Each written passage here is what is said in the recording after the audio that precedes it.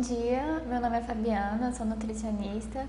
Atualmente faço mestrado em Nutrição e Saúde aqui na UFG e vou falar um pouquinho hoje sobre estratégias nutricionais na doença pulmonar obstrutiva crônica.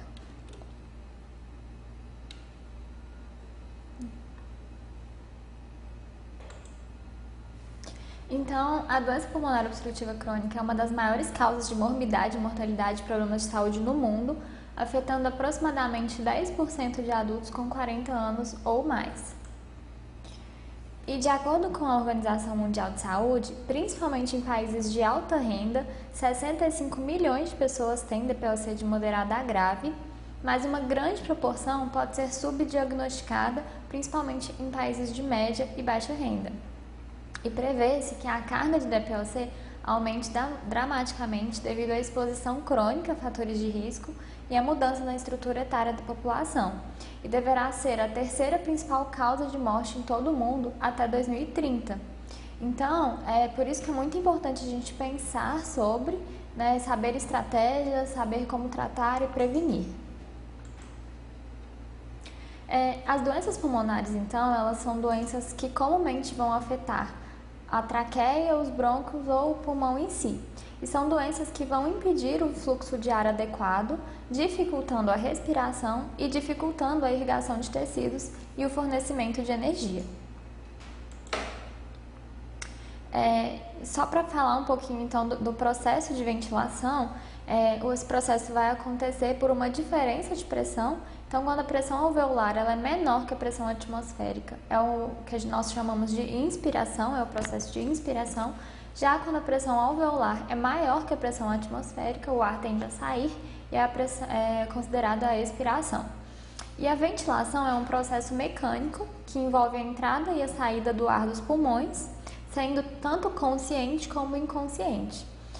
A pressão do oxigênio do ar é maior nos pulmões do que no sangue, sendo que o oxigênio difunde do ar para o sangue. E a difusão é um processo de difusão passivo, que é rápido, devido à extensa área de superfície e a pequena distância para a ocorrência de difusão. A gente tem que pensar que o alvéolo é extremamente vascularizado para facilitar com que esse processo de difusão seja o mais rápido possível para evitar a falta de oxigenação em algum tecido. E aí, alguns dos sintomas que acometem indivíduos com doença pulmonar obstrutiva crônica vão ser dispneia, que é essa angústia com a respiração, tosse e expectoração. As doenças pulmonares elas são divididas em agudas, quando são algumas infecções pulmonares simples, podem vir também a complicar um processo sistêmico, que podem acontecer devido a uma sepse ou a um trauma, algum trauma às vezes que dificulta o processo de respiração, que leva a um dano alveolar difuso e caracteriza a síndrome do desconforto respiratório agudo, SDRA. A gente também vai encontrar na literatura como SARA.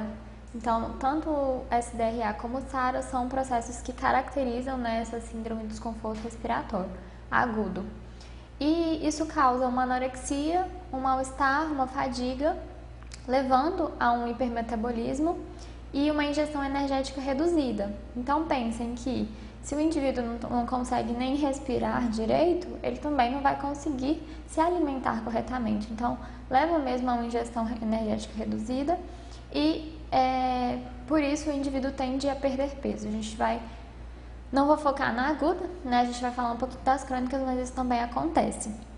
Já nas doenças pulmonares crônicas, elas são divididas em obstrutivas, e aí a gente pode ter asma, enfisema e bronquite crônica, e restritivas, que são doenças infiltrativas, fibróticas, como por exemplo é o caso da fibrose cística, e condições extrapulmonares que vão dificultar essa respiração. Então, a obesidade, por exemplo, com essa expansão exacerbada do tecido adiposo, pode pressionar e dificultar o movimento da caixa torácica, dificultando então esse processo.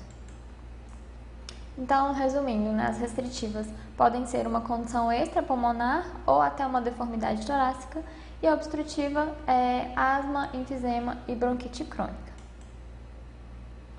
A asma, então, é uma hiperresponsividade dos brônquios e que vai levar a uma inflamação, então as células inflamatórias vão reagir, né, aos alérgenos ou alguns outros patógenos que vão aumentar então a produção de muco, aumentar a inflamação, causando um inchaço, né? Também vai levar a uma contração muscular e isso vai causar uma obstrução, então vai diminuir a luz dos brônquios, né? Então, dificultando ainda essa respiração. É importante dizer que criança com asma tem 32 vezes mais risco de desenvolver DPOC na vida adulta. E a asma é uma condição muito comum na infância, né, como a gente vai ver. E aí, esse trabalho ele é bem interessante, que mostra um pouquinho sobre os 1000 dias. Então, atualmente se fala muito desses 1000 dias, que vão desde a concepção até os 2 anos de vida do bebê, né? Então engloba ali toda a gestação e os primeiros 2 anos. E que é um processo em que ocorre uma programação metabólica, né, nesse período. Então, muitos dos trabalhos têm associado doenças crônicas do adulto com o que aconteceu nessa fase da vida. E a gente vê, então, que a redução do consumo de antioxidantes nesses 1000 dias aumenta as taxas de asma. O consumo de frutas está associado com uma redução do risco. Poliinsaturados, então, atualmente houve uma redução do consumo de ômega 3 e aumento do consumo de ômega 6, e isso aumenta o risco de asma. Então, quando ocorre esse desbalanço, o recomendado seria que essa proporção ômega 6 e ômega 3 fosse de 4:1, 5:1, e atualmente na dieta ocidental a gente encontra essa relação até 20:1. Então, ocorreu uma redução bem drástica, né, desse consumo de ômega 3 e aumento de ômega 6, e esse desbalanço está relacionado com várias comorbidades, incluindo asma. A deficiência de vitamina D também está associada a maiores taxas de asma, mas o estudo VEDART, que avaliava então as suplementações de doses de vitamina D, doses altas ou baixas, não mostrou benefício. E aí é importante a gente dizer que a vitamina D tem sim efeitos sistêmicos, né, considerado um hormônio, mas que suplementações em altas doses, além do que se recomenda, não traria benefícios adicionais. Então é importante manter os níveis séricos adequados dentro da faixa de referência. E aí as toxinas ambientais, então, como o cigarro, a poluição, elas vão levar, né, a essas doenças pulmonares. Então, a bronquite é um quadro de inflamação e aumento da produção de muco, enquanto que a enfisema, né, vai ocorrer uma alteração a nível alveolar, que vai dificultar a expansão, né, e esse processo podendo até levar a uma fibrose, né, então vai diminuir a elasticidade pulmonar.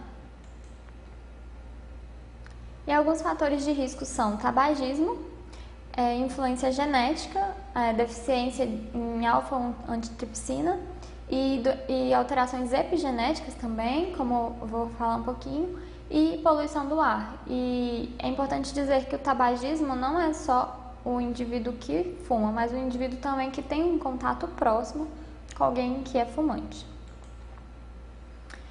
Mas novos insights sugerem que esses diferentes fatores podem interferir na função pulmonar e interagir reciprocamente no início da vida, ou seja, no útero e durante a primeira infância. Então foi o que eu relatei, né, dos 1000 dias, determinando muitas trajetórias potenciais do curso natural da doença que predispõem a DPOC. Então pode ser que o indivíduo não tenha esse hábito, né, mas a mãe teve durante a gestação ou nos primeiros anos de vida, e que isso vai ser um fator de risco.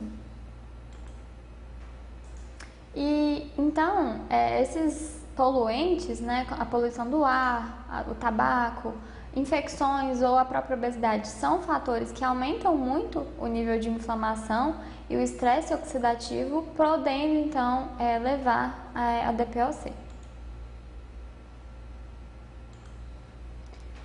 E aí, como que a gente avalia a função pulmonar? Então, pode ser pela espirometria, que é um exame que é feito avaliando a expiração 1 segundo após a inspiração e vai avaliar, então, essa capacidade pulmonar. É um exame que é rotineiramente feito, sim. E a oximetria de pulso, que atualmente tem sido bastante utilizado, né, com a pandemia do Covid a gente vê com maior frequência, que vai avaliar a saturação de oxigênio por meio da diferença de luz. Então, um sangue que tem uma maior concentração de oxigênio, de gás carbônico, vai ter uma dificuldade, né, na passagem de luz. Então, isso determinaria então a saturação no sangue. Mas o padrão, né, que é melhor para poder avaliar seria a gasometria arterial. É um processo bem invasivo, então é feito mesmo a nível hospitalar. Quando não é possível acessar a artéria, é feito a nível venoso, então pode-se avaliar a nível a veia, mas os valores de referência vão se modificar. E aí eu trouxe os valores de referência para a gasometria arterial, sendo que o pH ele vai variar de 7,35 a 7,45. Quando ele é menor que 7,35, a gente considera um quadro de acidose. Quando é maior que 7,45, quadro de alcalose. A pressão de gás carbônico, quando é menor que 35, é um quadro de hipocapnia e maior que 45, hipercapnia. A pressão de oxigênio, quando é menor que 70, é um quadro de hipoxemia e maior que 100, um quadro de hiperoxemia. E os níveis de bases também são avaliados, então bicarbonato, quando é menor que 22, a gente considera uma perda de bases, um quadro de acidose. E quando é maior que 26, um ganho de bases, um quadro de alcalose. Bases menos 3, acidose, mais 3, alcalose. Bases não são comumente realizados, né? Bicarbonato a gente pode até encontrar esse resultado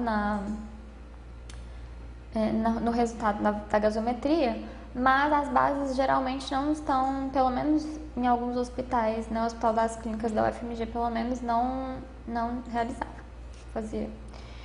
Então, a gasometria arterial.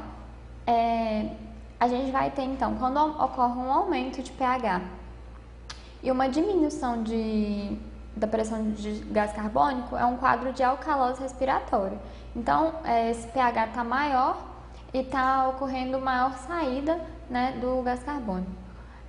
Mas quando ocorre os níveis de bicarbonato estão normais, então significa que está tentando compensar a nível respiratório mesmo, e aí por isso que é considerada alcalose respiratória. Já quando ocorre uma diminuição do pH e um aumento de gás carbônico, é uma acidose respiratória. Comumente acontece através de uma hiperventilação. Já quando ocorre um desbalanço a nível de bicarbonato, então ocorre uma alteração renal para tentar aumentar essa reabsorção de bicarbonato. Então, aumenta o pH, aumenta o bicarbonato, é uma alcalose metabólica.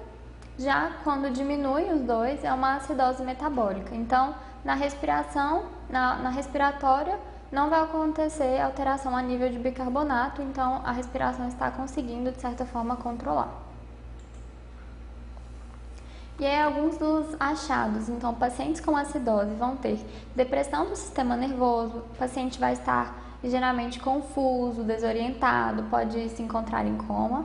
Já na alcalose, ocorre uma hipersensibilidade do sistema nervoso, quadros de tetania, né, que são tremores. E aí, a enfisema é um quadro mais comum em idosos, em magros encaquéticos, então eles vão apresentar uma massa muscular bem reduzida. Eles podem apresentar uma hipóxia leve com hematócrito normal, então essa hipóxia pode caracterizar, né, a gente pode encontrar esse paciente com algumas manchas acinzentadas ou arroxeadas que indicam ali uma falta de oxigenação a nível tecidual.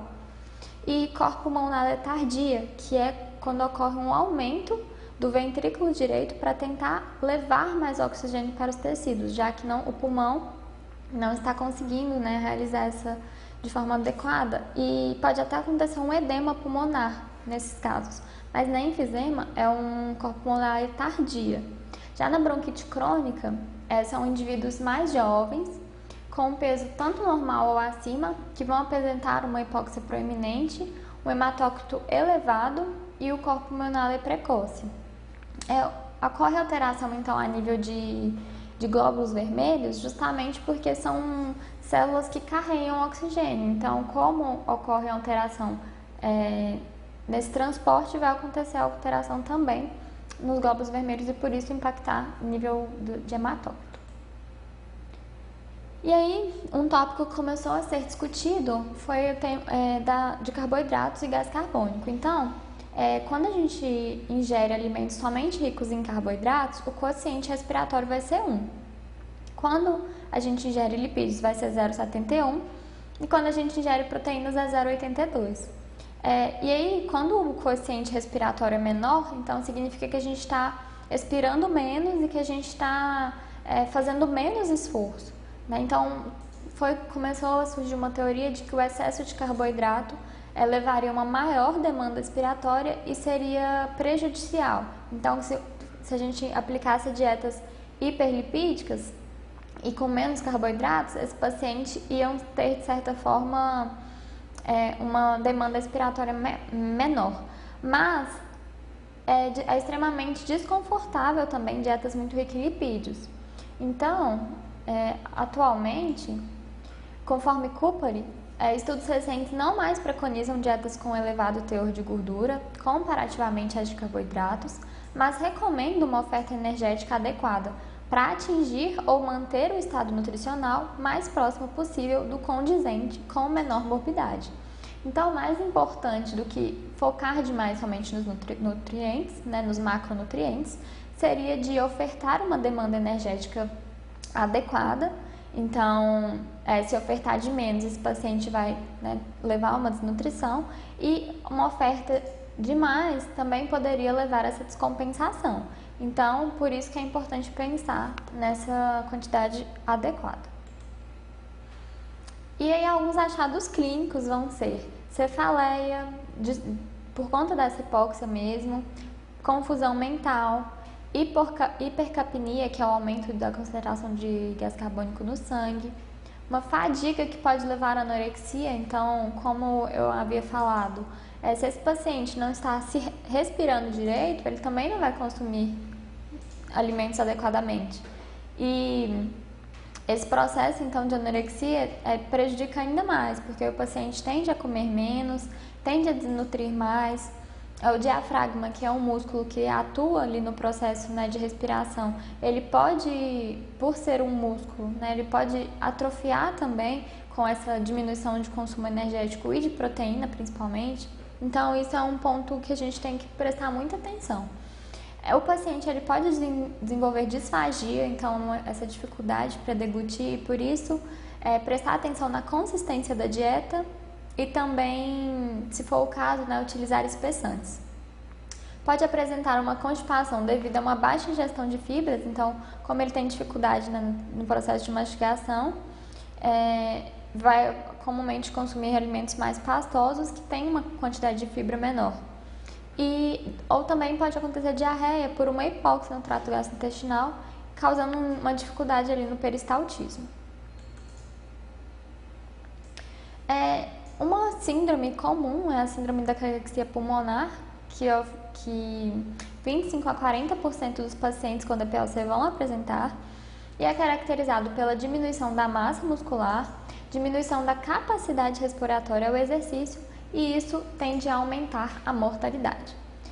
Esse indivíduo a gente vai considerar que ele pode perder de 5 a 10% do peso, ou quando ele tem um peso menor que 90% do ideal, entraria também num dos critérios, e esse indivíduo vai apresentar então hipóxia, aumento do estresse oxidativo e de inflamação, e é um fator de risco para desnutrição. Na verdade, esse indivíduo já está desnutrindo. É importante então sempre reavaliar a cada 6 meses ou anual, o ideal é que seja a cada 6 meses.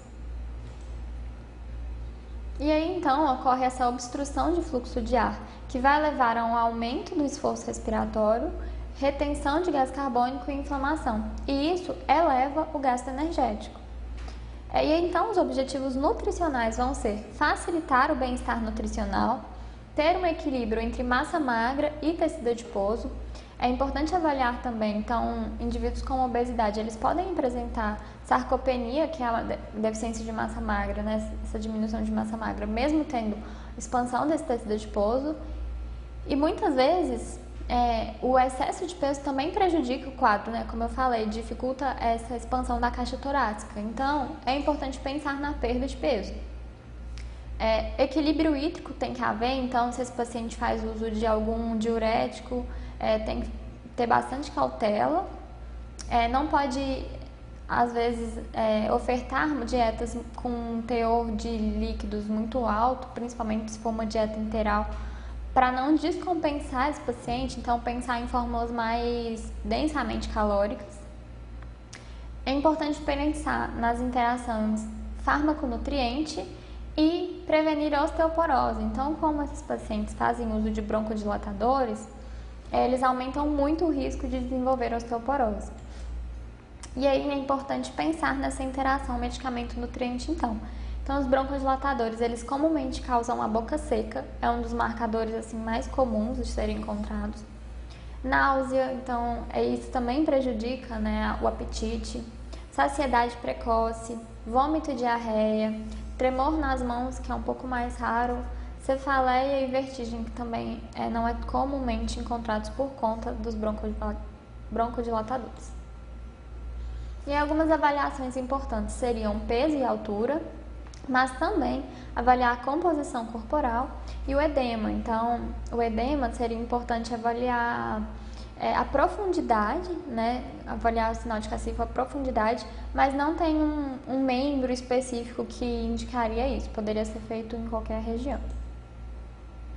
E aí, as necessidades nutricionais, então.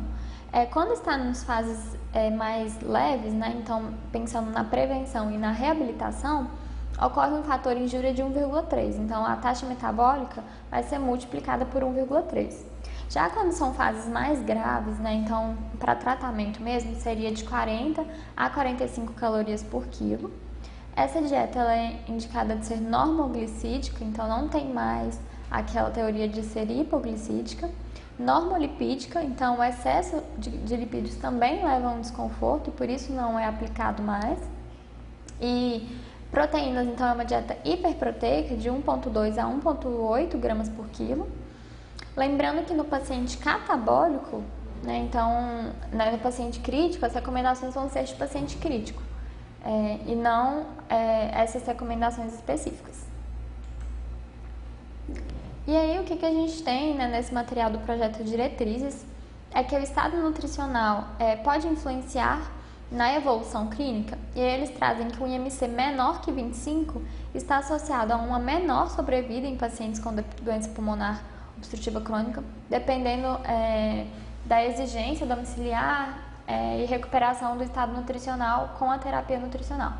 E sendo que a diminuição do IMC menor que 25, a perda não intencional de peso e a redução de massa magra são considerados fatores independentes de pior prognóstico nesses pacientes. Então, é importante pensar que talvez o paciente que tem um quadro de obesidade é importante perder peso, mas que um IMC menor que 25, um aumento rápido nessa perda de peso, seria prejudicial para o quadro.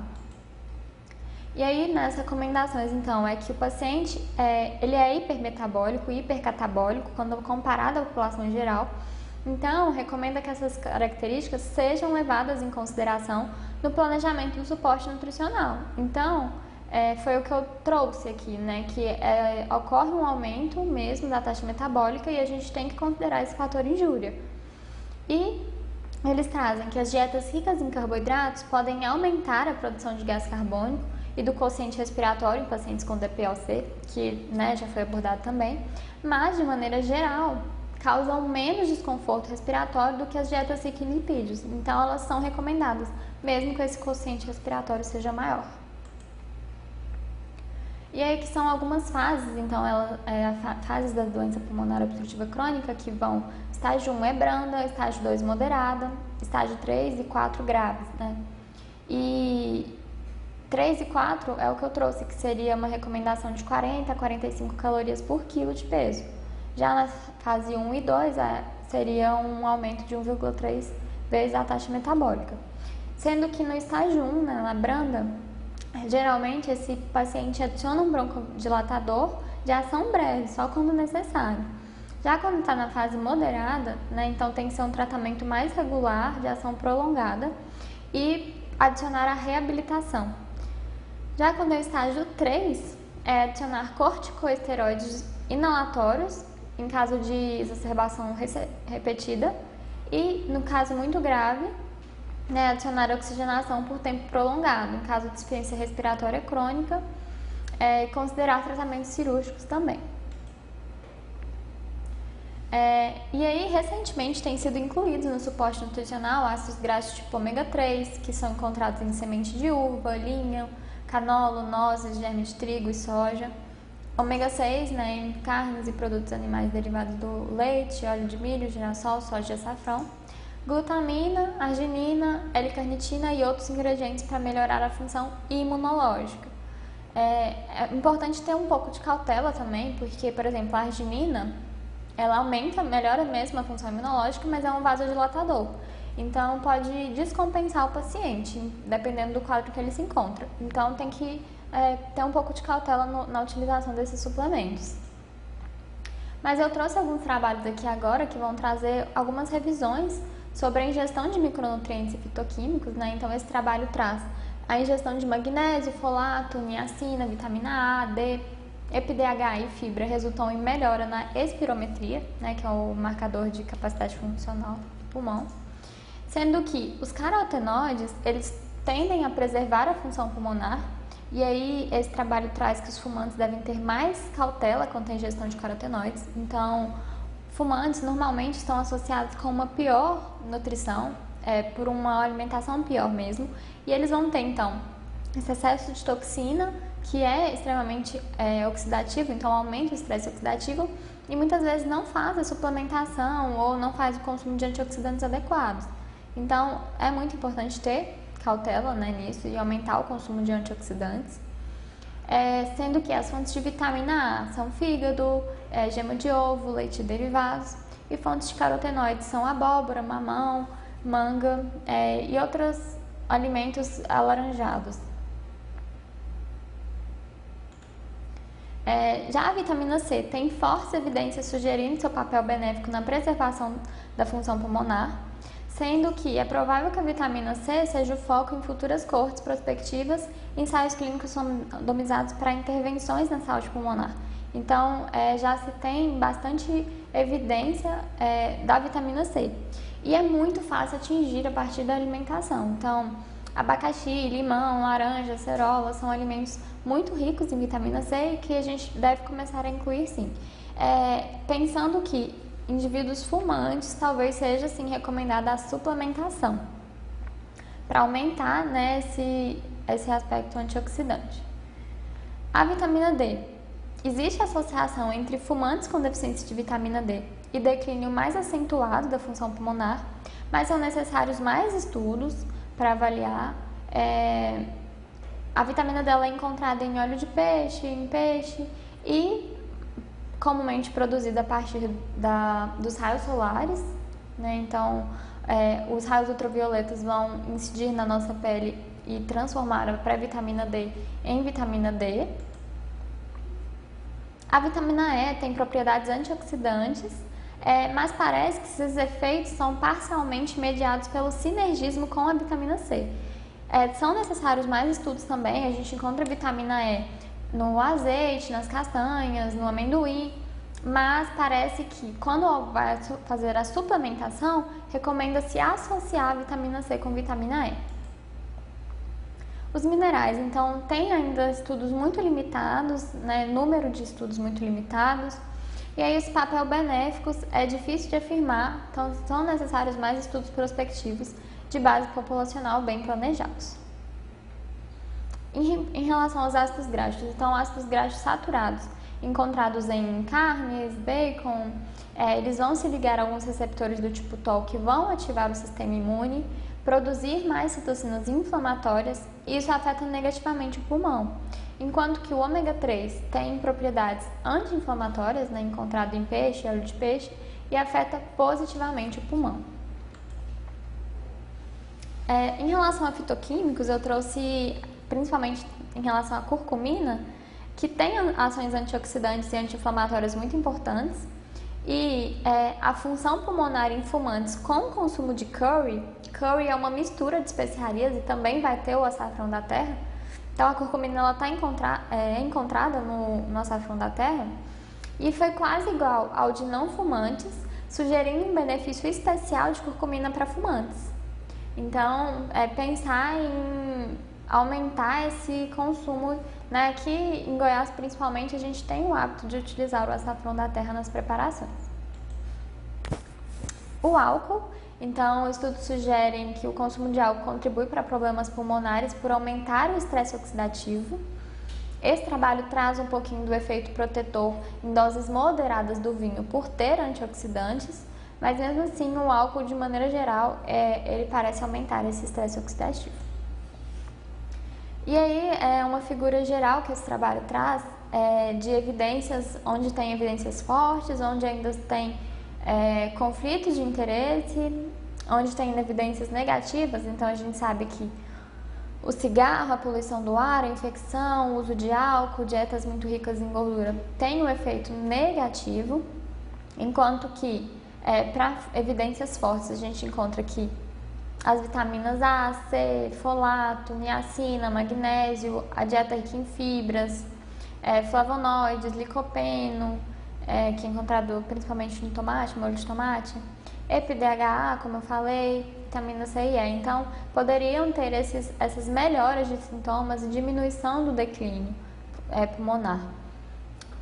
Enquanto que a metionina teria um efeito negativo também. Então, metionina é um aminoácido encontrado muito em grandes quantidades em carnes. E aí eles trazem um pouco desse efeito nas modificações epigenéticas, né? Então, como eu falei, as modificações epigenéticas é quando ocorre alteração na expressão gênica sem que afete de fato a estrutura do DNA ou mudanças de nucleotídeos. Então, vai ocorrer ali uma alteração na expressão. Então, as modulações de estonas, né? Estonas são proteínas que vão agrupar, né? Que vão condensar o DNA. E quando elas estão mais condensadas, tende a ocorrer uma maior transcrição. Quando elas estão menos condensadas, tende a ocorrer uma maior transcrição. Quando elas estão mais condensadas, então tende a ocorrer uma menor. A metilação de DNA já é quando ocorre uma adição de um grupo metil na citosina que precede a guanina, né? Então a gente pensa que a sequência de DNA, a gente tem 4 tipos de nucleotídeo, que seria adenina, guanina, timina e citosina. E quando ocorre a adição dessa metilação, vai impedir a ligação do fator de transcrição e vai dificultar então a transcrição da proteína também. E todos esses micronutrientes vão atuar, né, nesse processo tanto de modificação de estonas, de metilação de DNA, até de acetilação de estonas, que o trabalho aqui não trouxe, mas isso tudo afetaria a função pulmonar.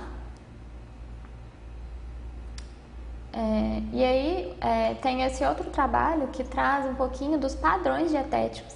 Então, um padrão dietético mais do tipo ocidental, que vai ter ali alimentos mais densamente calóricos, com alto índice glicêmico, com açúcar adicionado, que vão ter muito sal, aditivos, baixo em antioxidantes, baixa fibra, baixo índice glicêmico, vão afetar negativamente o pulmão. Já uma dieta mais do padrão mediterrâneo, com frutas, vegetais, grãos integrais, consumo moderado de álcool, né, como vinho, teriam mais fibras, um índice glicêmico menor, maior quantidade de ômega 3, e isso afetaria positivamente. E aqui eles trazem, né, que a poluição, o cigarro, a própria idade, a genética, né, influenciaria aí aumentando a inflamação, enfim. E hoje, em relação à idade, a gente sabe até que com a idade ocorre mesmo esse processo, esse aumento, né, de inflamação. Até é considerado inflammaging, que a gente fala. Então, o processo de envelhecimento está associado, sim, com o declínio pulmonar. Mas o padrão dietético vai influenciar muito. E aí tem esse trabalho que traz que estudos prospectivos de base populacional em homens suecos confirmou a associação inversa e independente entre o alto consumo de frutas de longo prazo e vegetais e incidência de DPOC.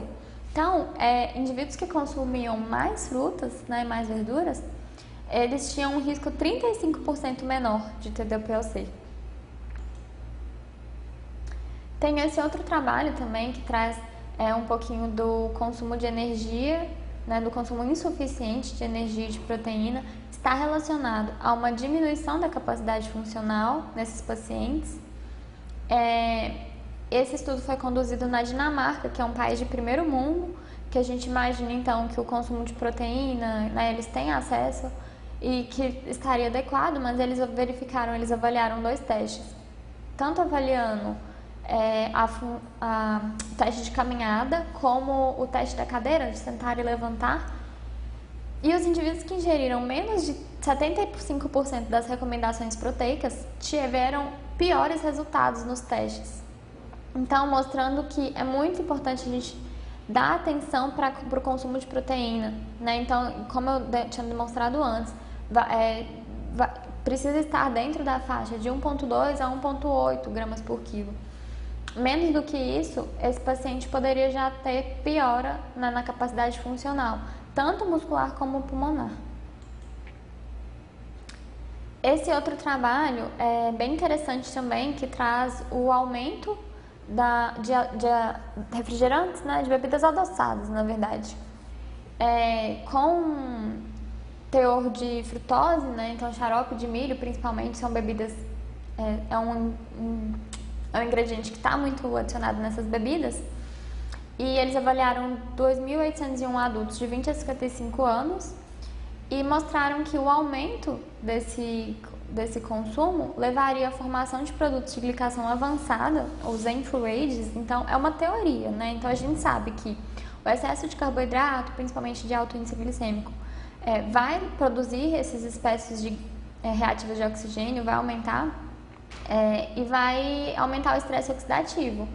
Mas, em relação à frutose e aumentar os produtos de glicação avançada, ainda não se tinha muito bem definido isso. Mas parece que aumenta sim também. Isso poderia explicar em parte a prevalência de DPOC em pacientes não fumantes. Então, por mais que o cigarro aumente muito o risco, é encontrado pacientes com DPOC que não foram fumantes nem tinham contato próximo. Então, outros marcadores poderiam estar influenciando. E é importante pensar que, né, o nosso consumo de frutose adicionada aumentou muito. Esse consumo de frutose não é o consumo de fruta mesmo, porque com as frutas a gente não consegue atingir altas doses de frutose, mas com os refrigerantes sim. E a gente vê até os relatórios de IOPAS, por exemplo, foi publicado em 2018, que houve um aumento considerável, né, nessa venda de bebidas adocicadas, açucaradas. O Brasil também é um dos países que aumentou muito essa venda. A gente conseguiu, na verdade, até ultrapassar a América do Norte no consumo. Então, esse aumento expressivo pode sim estar bem relacionado com outras condições. É um estudo de associação, né? Não é um estudo de causa e efeito, mas que traz algumas hipóteses, né, de outros marcadores que poderiam estar influenciando. E é isso. Obrigada.